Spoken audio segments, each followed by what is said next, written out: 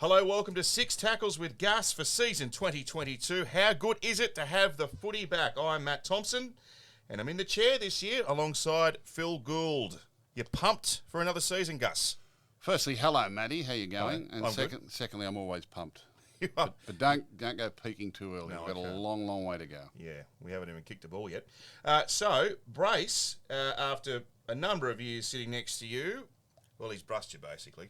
He's been filling in for Karl Stefanovic. He's reading the news, hosting the footy. He just doesn't have time. I can understand he's got to go on to bigger and better things, but I'll have to cope without him. Yes. Lovely hopefully. to have you with us. Thank you. It's great to be here. We've done a handful of shows over the last year or so. It's always been fun, so we'll chat each week.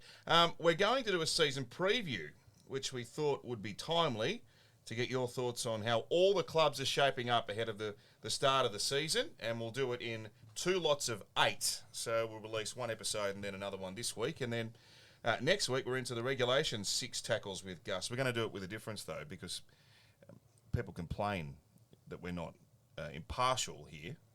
So we're going to do a random draw. A random draw? Yeah. Okay. We've got our production team, which is extensive, over in the corner of the studio here, and they're going to randomly throw us a ball out of a hat. We've got a barrel girl, have we, or something? You're not allowed to have them anymore. Okay. We've got a barrel bloke. So the first one that has been thrown my way to preview, Parramatta Eels. Now, that might be an omen. That might be an omen. First one out. This is their year. Isn't that the first trainer you see on track? Wow, what about that? Yeah. That might be an omen. They're one of my top picks, if not the top pick this year. It might be their year. It might be their last throw of the dice. So they picked up Bailey Simonson from Canberra and also Mitch Rain. They lost to the Dragons 26-22 in a trial, but forget that because they thumped the Panthers 36-0 in their last tune-up before the season starts. They play the Titans in the opening round. Settled combination. Reid Marnie, after missing the back half of last year with injury, is back. They've also got, as I mentioned, Mitch Rain as a bit of backup at hooker, which has been one of the areas they've struggled. Is this their year? Well, they've got a really good opportunity. I was really impressed with the way they finished off 2021. They were sort of up and down a little bit last year, but really gritted their teeth over the final rounds and in the finals. And had Reid Marnie played in that last semi-final against the Panthers, they may well have got the money that night. They're only beaten by 2 points in a very dour game. And as you say, they're losing a lot of players at the end of the year, and I can see that as a galvanising force. I don't read too much into trial score lines, but what you look for is fitness and health, and they look very fit and very healthy in their 2 outings to date.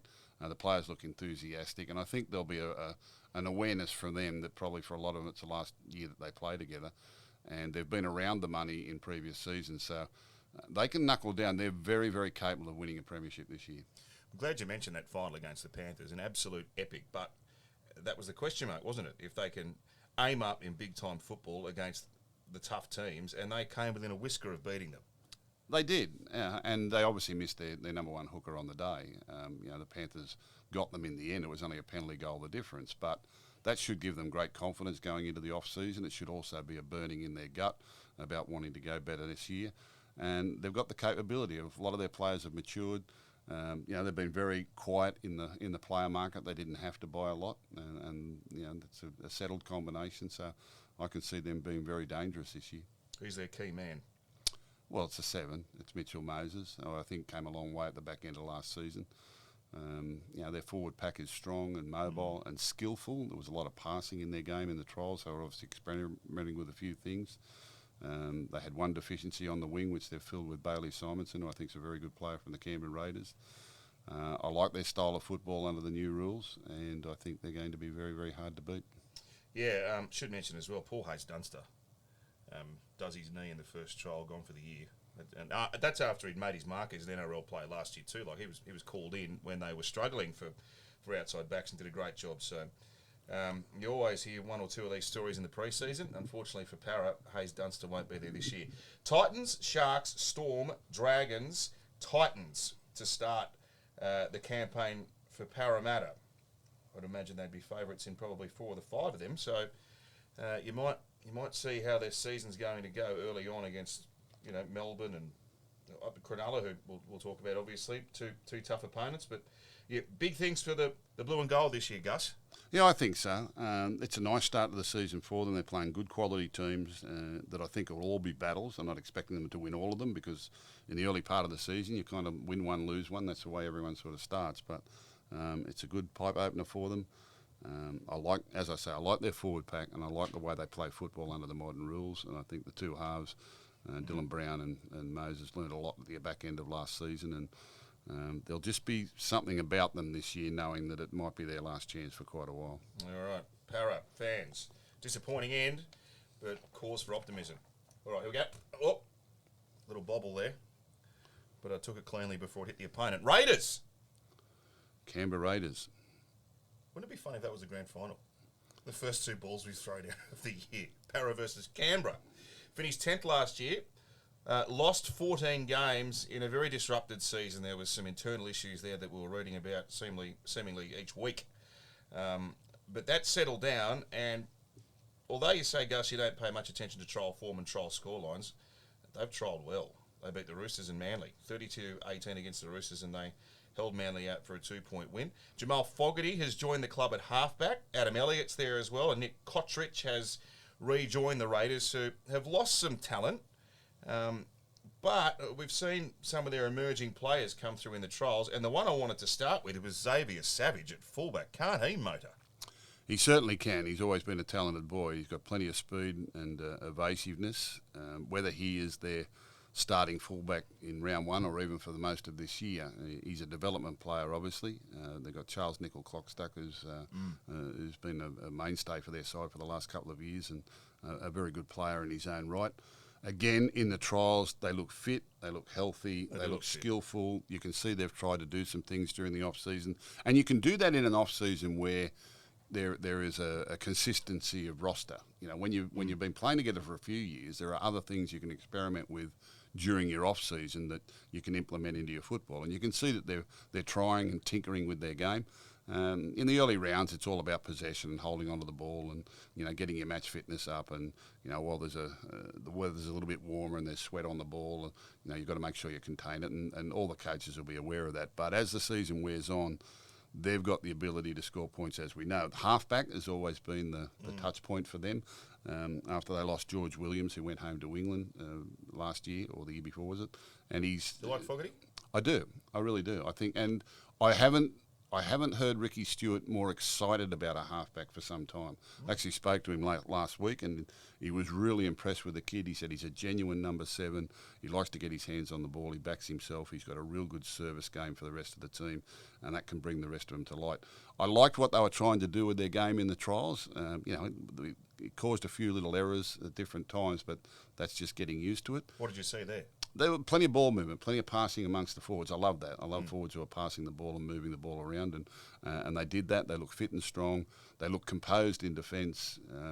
You know, Manly got them a couple of times early in that trial the other day, but they were only defensive things that they'll fix up pretty quickly.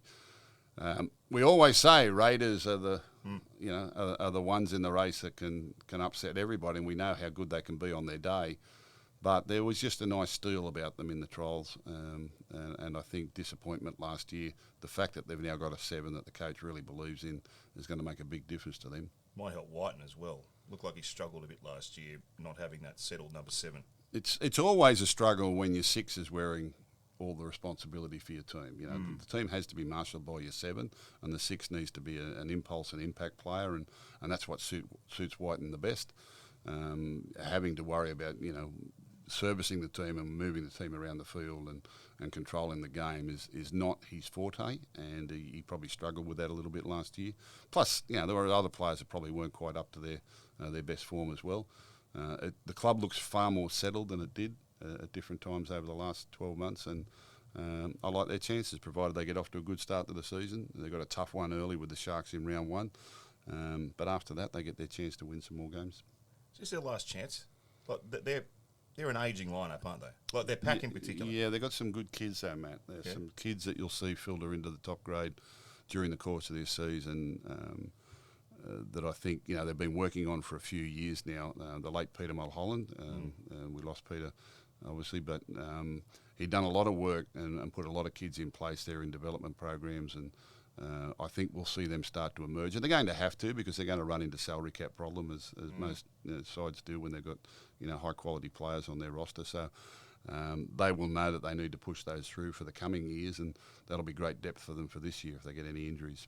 Tough start. Sharks, then Cowboys, Titans, then Manly, Storm. It's a tough start for them ones too. So they've got to play the Raiders. Yep.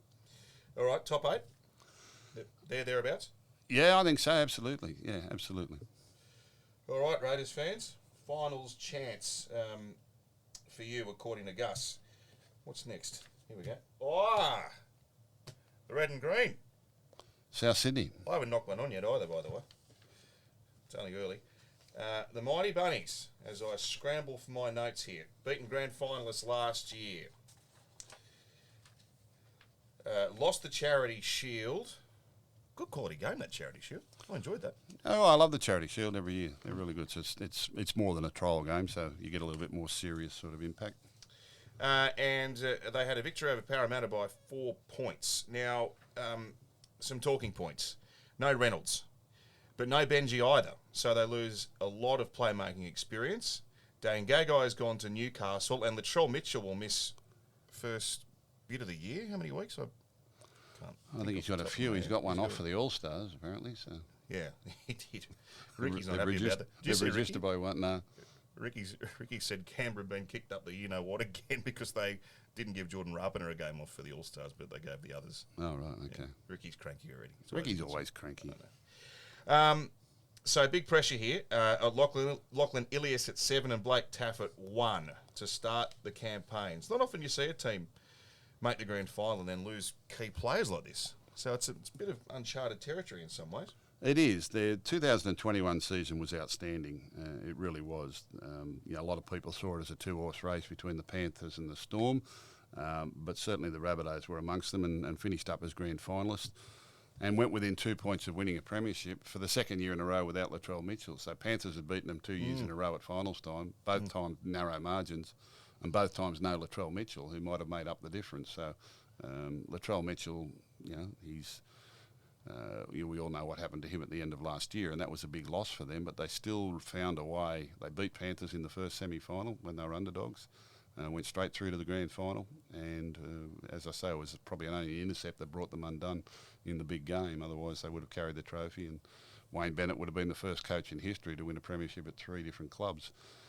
As it is, he's now gone, and so too has their halfback. Has gone, and that's probably the great coach. I should have mentioned him in the losses as well. Yeah. So, look, there's been a fair drain on talent here. Not just the halfback, but other players that have been a mainstay of that team for the last couple of years too. Jaden Sewer, who I rate as a really good player. I don't know. I just I don't know with South. I really need to see more of them. I wasn't really impressed with their trial form, and I think that. Reynolds is going to be a loss. I think that puts way too much pressure on Cody Walker and some of the young players that are going to take their place. Latrell Mitchell will help, though. Mitchell. There may even be a temptation at some stage in the year to play Cody Walker half and Reynolds and Mitchell at 5'8". I was going to ask you that. Yeah.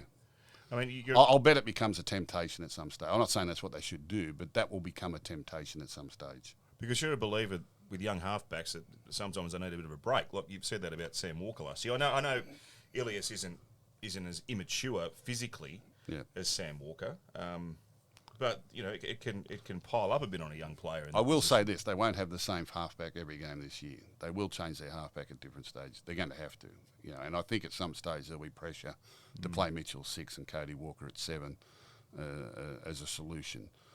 I may be wrong, but it's very, very hard to come off the highs of what they've been doing the last couple of years, and also lose their halfback and goal kicker. I think Reynolds is going to be a big loss for them. It's a big gain for the Broncos, but it's a massive loss for South Sydney. Big test for the new coach too. He's got good success as a head coach at the level down at cup level. He's won a few competitions and has a great reputation, but he's stepping in the big chair this year. Yeah, totally different environments. Getting your name in the program in an NRL capacity, test the best of them. He's been there for a couple of years under Wayne Bennett, which will be great. He would have had a great relationship with the players, and He knows how their systems work. He will know the players very, very well, which is a real head start. They all seem to like him and respond to him. So, I don't see a real problem there with the transition. None of us are Wayne Bennett. I mean, he's the longest-serving coach in the game. But I think that they're going to have their trials. They've had a really good run, and I'm waiting to see what they've got development-wise, what kids have got to come into the system as well. They've had a really good run. Does that mean the run's over? I'm feeling some trepidation in your voice about South. Well, I don't feel they're a premiership chance this year. That's where I feel at the moment. I think that depending on injuries, the season could go a couple of ways, and depending on whether other sides can find the necessary improvement to challenge those top 8 spots. And a lot of them have got to make up a lot of ground just to get competitive. But South Sydney will always be thereabouts. They've got some talented players, and there's going to be a lot of pressure on Latrell Mitchell to stay on the field and stay in his best form to help Cody Walker with this team. But I honestly, at this stage, I'd have to say I don't see them as a premiership hope. Okay. General comment. Do you feel the comp last year was sort of in 3 different sections, wasn't it? The contenders, the fringe 8 teams, and then there's obviously a long tail.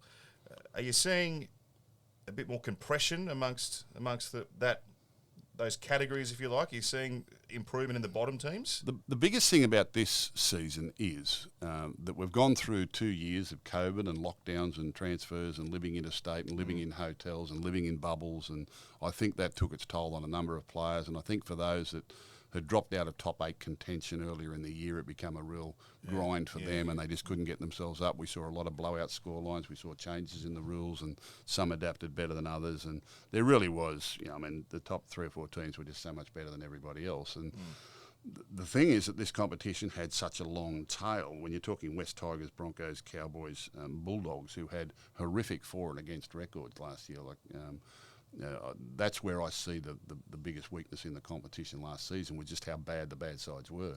That exacerbated the difference. In the middle part of it, they're all fairly competitive, and they all sort of limped their way, and some got in the 8 and some didn't, without anyone really being better than the others. And I don't think they would have performed any better had they made the 8 themselves. But they've got a lot of ground to make up.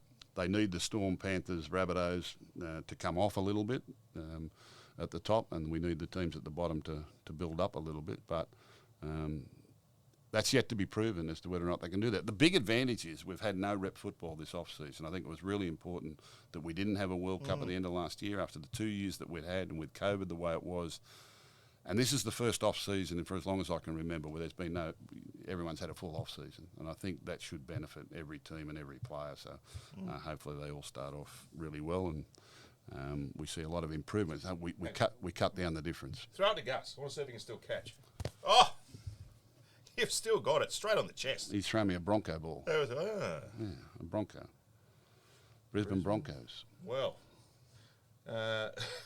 surely the only way is up for them. Adam Reynolds, Kurt Capel, Brenko Lee, Corey Jensen, all handy. Billy Walters, Ryan James, Jordan Pereira, who I reckon goes all right, Jordan Pereira. Tamari Martin is back. Isn't that good? What a wonderful story, Tamari Martin. We had him as a young player at the Panthers years ago. We bought him from the West Tigers, and he played first grade at a very young age. He left to go to the Cowboys, and he got that terrible injury. We had a stroke or brain injury. It was a brain bleed, yeah. Brain bleed up there, and I guess at that time they figured he would never play again, but he's found his way back. He looks fit and strong and healthy, which is a really good sign. So just to get him back on the field is a wonderful story, and they've bought really well. I mean, it's not often you can buy a marquee halfback like that. Adam Reynolds in the form that he's in at the moment. Kurt Capel's a premiership winner. Brenko Lee, we've seen him at several clubs that have performed very well, and the others are all really good tradesmen. I think they've bought well, and they needed to. They were a long way off the pace. You look at the list of players they've lost: Xavier Coates, Tavita Pangai Jr., Brodie Croft, Anthony Milford, Alex Glenn, John Asiata, Ethan Bullimore, who's gone to the Seagulls, a terrific young player. They're all really quality first-grade players, so they probably had to buy well.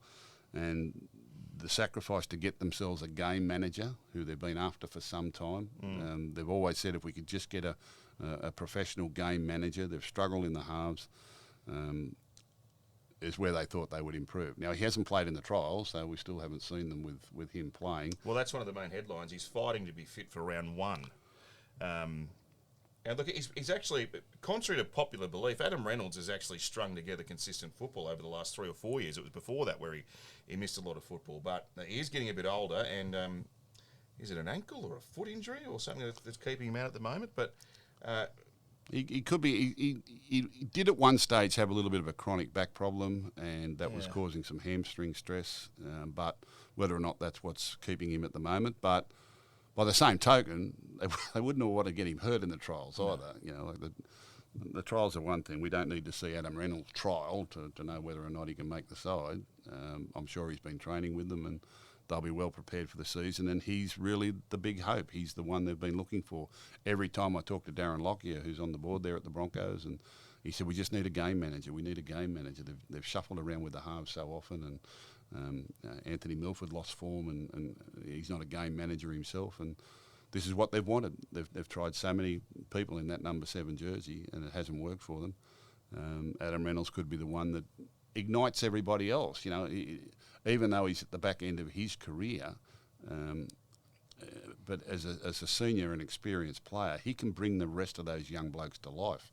And give them the direction and the service that they need to bring the best out in them. And we've seen athletically how great some of these young Bronco players can be. The problem is that they've just been playing as individuals. It's every man for himself, and you know there hasn't really been a sense of team or a sense of coordination in their attack or control or anything consistent about them. And Adam Reynolds will bring that. He'll bring the experience of having played in the grand final last year. For his team at South Sydney, been in the top 4 for the last number of years.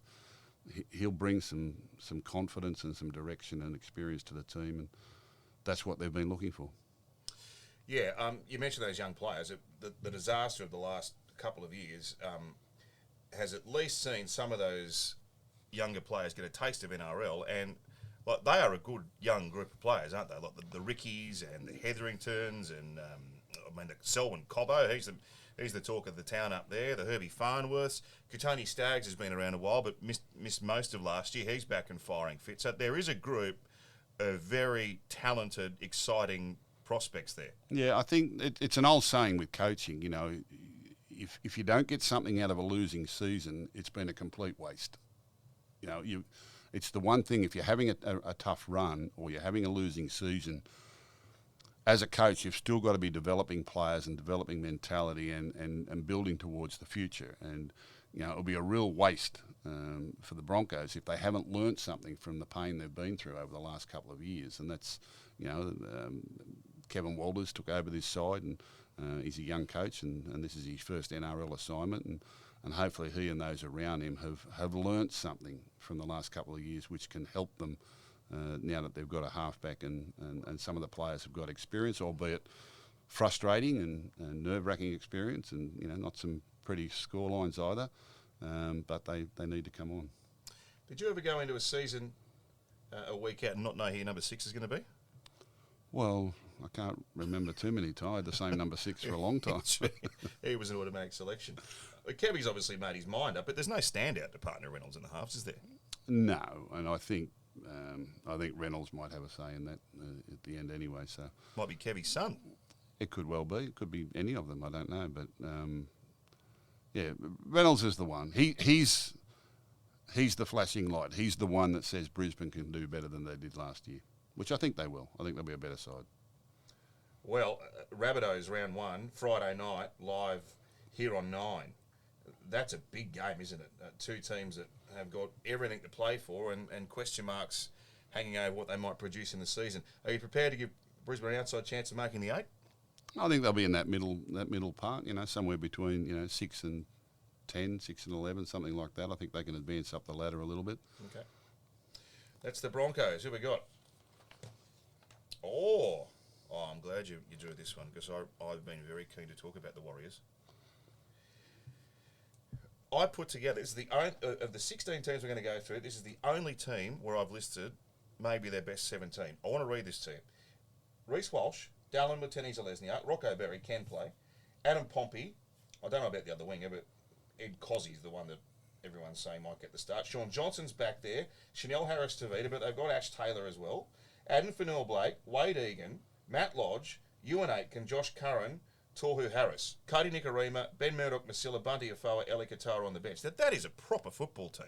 It is. Look, and as you know, I had some sort of involvement with the Warriors at the latter part of 2020, early part of 2021. Unfortunately, COVID restricted my ability to do my job for the Warriors and get to New Zealand. I got there a couple of times when the bubble opened up, but then nearly got caught over there with COVID, so we couldn't risk going back again, and then it all closed down anyway. So you've been caught in New Zealand before, haven't you? I've been caught there a few times, yeah. I love it. It's beautiful over You love getting caught in New Zealand for a week? Yeah, I could live in New Zealand. It's a lovely place, but my work was over here, so I had to get back. I'd love to tell that story about you getting caught in New Zealand on air. We might have to wait for the mature adult version of the podcast. Yeah, okay. But look, I saw them last year as one of the real unlucky teams in the competition, and probably because I was close to them and watching them train and watching them play and going to games. And they had no luck with injury. They had no luck in certain games. They were competitive in most that they played. It kind of ended on a sour note for them, which I think they were disappointed in, and I was very disappointed that they ended the way they did. But they ran out of steam, didn't they? They'd been away from home for 2 years. Oh, yeah, absolutely. But there were some discipline issues at the back end of the year that just had to be addressed, and they've addressed them. And this is a very, very talented football group. And look, this team has a real chance of being one of the top contenders this year. I think that they're that good. Some of these kids are really good players. You say you didn't know who the winger might be, Edward Cossey. Edward Cossey's a terrific young talent. Yeah. He's a really good player. The young boys, Rocco Berry and Adam Pompey, I see them as really class centres. Berry was terrific in the trial against Melbourne. Rocco Berry's dad played for the All Blacks, and he's still only young. But in the time that I spent there, particularly last off-season, it was the stuff we saw him do at training that really excited me, because his evasive skills and his speed is brilliant. He really made good players miss. He couldn't. He played a few games in first grade, not many, and the team, was struggling at the time. But this is a player of the future, Rocco Berry. I can see him being as a top-line centre for a long period of time in our game. We've seen the fullback, Reece Walsh, who came into the Warriors halfway through last year, so I can only think that a full off-season with them now will serve him in good stead. Adam Fanua-Blake is committed to the club for a long period of time, and he's the alpha male there. He's the one that leads the way. Sean Johnson, Gus. Sean Johnson is a great acquisition for the club. I think it really is, and that's taking nothing away from Cody Nikorima, but they have different strengths, and I think Sean Johnson can really ignite this side. Josh Curran is a player that I really warmed to while I was there, and I thought he came on brilliantly at the back end of the season. And remember, too, at a vital stage in the year where they looked like a real top 8 chance, Tohu Harris ruptured an ACL, and he was out, so they get him back as well. So this is a really special group of players. I really enjoyed the spirit and the family nature of the Warriors. They've had such a difficult time. They haven't been back in New Zealand since 2019 near their family and friends, and some of these players and their partners have had their kids in 5 different schools as they've moved around from Tamworth to Central Coast to Gold Coast to Redcliffe, and you don't see that side of it, do we? No, and and they handled it so well. They just took it on that it is what it is, and will play anyone, anywhere, anytime. And it was a drain on them, you could tell, but they really steeled themselves not to let that be an excuse to them. And also comes the pain with that of, some of them are having children, and their grandparents are still in New Zealand and haven't got to meet them, and all those types of things, and changing schools all the time, and preschools, and it's been really difficult, and the club handles it so well. They're now fully based in Redcliffe, and I don't know whether they'll get home to New Zealand this year at all. They were hoping to get back and play some games, but that's still up in the air. But this is a very strong and resilient football team. Aitken in the back row, Gus. He's been terrific in that position. Has he found his slot? I mean, he's always offered signs he's going to be a really good first grade player. Maybe in the back row is where he's going to find his best. Well, I think they bought him with that intention. I think they bought him with the intention of he was probably at the stage of his career where he was ready to convert, from sort of outside back, and they had some injuries, and it probably might have come a little bit earlier, but he too was very, very impressed, because when they were at training and they used to scrimmage against each other to get some match practice and that, the likes of Rocco Berry and Adam Pompey, he could see how good they were going to be. So I think that Ewan knew himself that he was destined for the back row in that team, and as soon as he did, he was quite strong. The other boy who I think is untapped is Eli Katoa. You've got to remember he hasn't played a lot of rugby league coming in. He sort of had a couple of injuries and he's still learning his way. He was thrown into the deep end at NRL as sort of his first his first rugby league experience, and he's done very well to cope. But he's a big, strong, hard-running player. And Warriors, for me, are a definite top 8 chance. Well, I'm going to put it on the record here. They'll lead the comp after 5 rounds. Right. Dragons, Titans, West Tigers, Broncos, Cowboys. No, you're underestimating those other teams, mate. No, I'm all over the Warriors. I love them. You think the Warriors will beat all those 5? I reckon they'll be 5-0. Well, that'd be nice to see. They're a proper football team. Good luck to the Warriors. And as Gus points out, they've sacrificed a lot just to keep the comp going. So let's hope they can get a bit of luck and do well on the field. Next, the Sydney Roosters. Well, this is a fascinating discussion because while they haven't bought too many players, they've bought some quality. They've bought Connor Watson, Momirovski and Renault Fatoni from the Bulldogs. The players they get back from injury that didn't feature in much of last year, Gus, it's like they've got a whole new side available to them. Yeah, and the other thing is I talked about it as a coach, getting something out of a losing season. They gained a lot by a lot of the young fellas that they threw into first grade there, and who maintained the competitiveness of the club and still played with that spirit, but gained a lot out of this. And then when you get the likes of Verrills and Radley and Keary and coming back into the team, that's going to help them enormously. Sam Walker, we saw what he did in his sort of debut season, but he will have had an off season now to get ready. Keary being back for him will be a big help for him. It's the Roosters are the Roosters. They're always competitive, aren't they? Yeah. Connor Watson's a good pickup for them. I know he started his career there, but when you look at the way teams are using that number 13, that sort of link role. I mean, I know they've got Radley there, but Watson can cover a lot of different positions for them. He certainly can. They bought smart on Connor Watson. They didn't buy a lot, but they bought smart in Connor Watson and Paul Momirovski, who's coming from a premiership winning team, and Paul actually spent time at the Roosters himself too as a young player, so they know the system very, very well. They've obviously lost talent, Isaac Liu and Josh Morris, Brett Morris, Jake Friend, Boyd Cordner, Dale Copley, Matic Abulu, but they lost a lot of those during last year as well, so they've already had plenty of practice in dealing without them and young fellas getting around. They do get Lindsay Collins back too, who spent a lot of last season out, so the Roosters are always competitive. They'll be very hard to beat. All the blokes I talk to are tipping them to win the comp.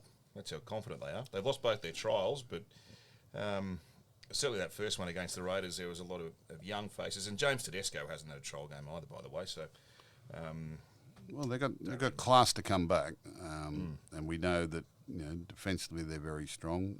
Jason Riles, I think, is a big acquisition for the club. You lose an assistant coach like Craig Fitzgibbon, who's gone off to coach the NRL at the Sharks, and he was their defensive sort of coach for the last few years there and did an outstanding job.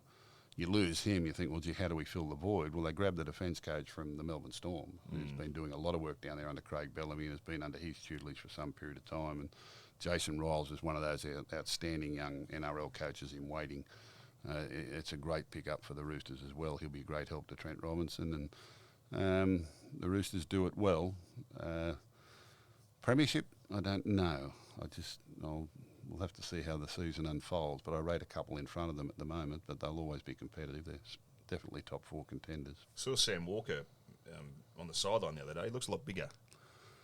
Yeah, they do. They thicken up a little bit. TV puts on a few kilos too, Matt, if you're watching on the TV. So you've just got to, but he's going to be targeted too. He's not a big man. He's we already saw that in the trial game.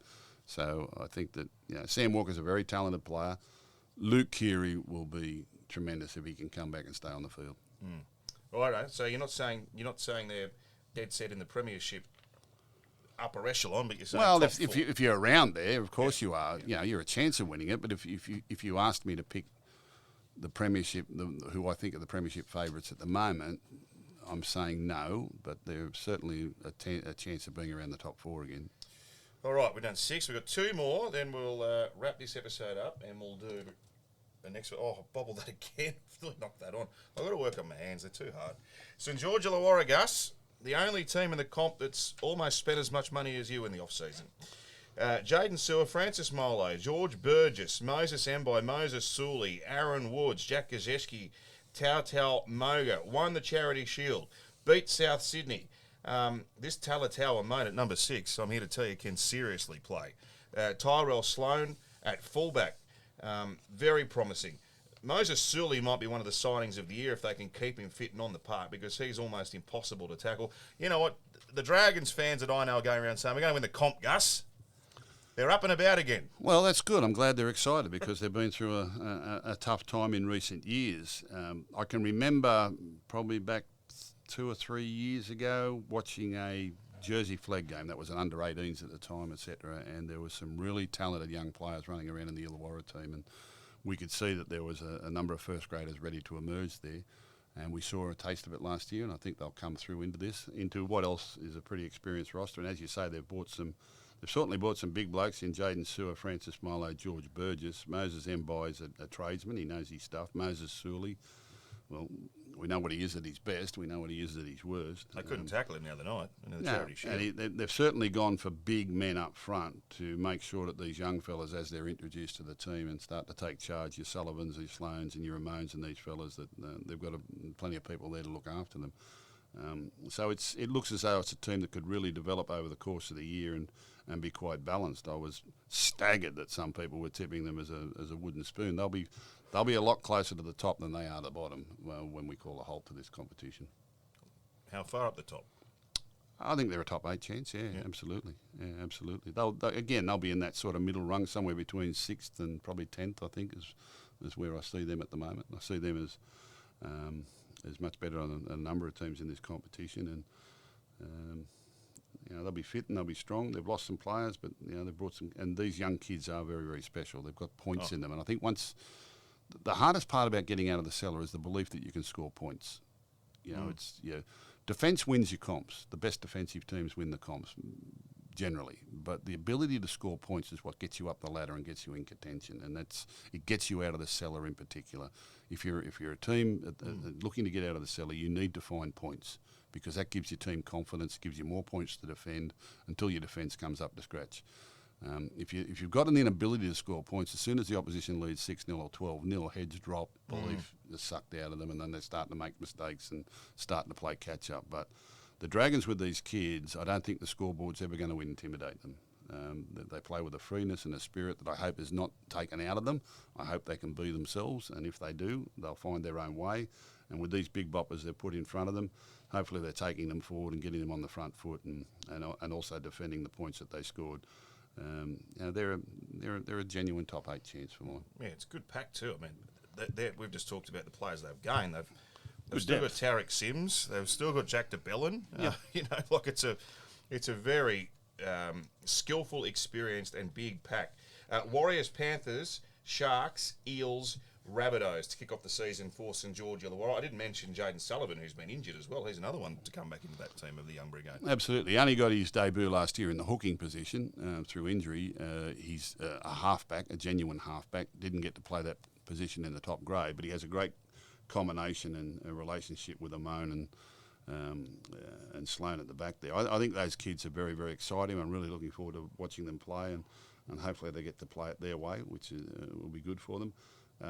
Dragons, notorious fast starters to the season. We've seen it a number of times. They've bounced out of the blocks and then they've lost their way. And once they lose their way, they really, fritter away at the back end of the season. We saw it again last year.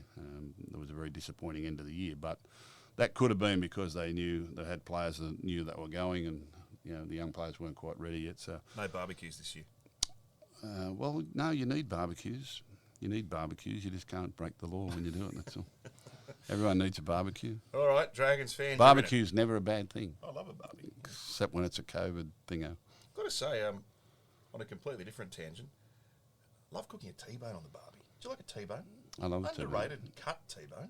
No, it's my favourite. I love it. On the barbecue. Can't beat it. Pepper sauce. Oh, it's nearly lunchtime, isn't it? Big chips.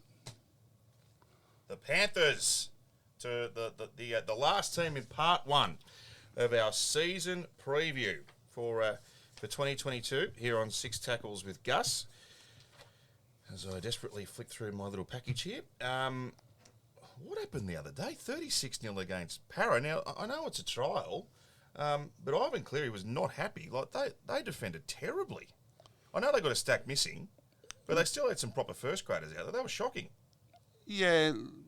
Look, again, I don't read anything into scorelines in trial matches. I really don't. I don't care what the scoreline is, but it's whether or not they look fresh, fit, healthy, and bright.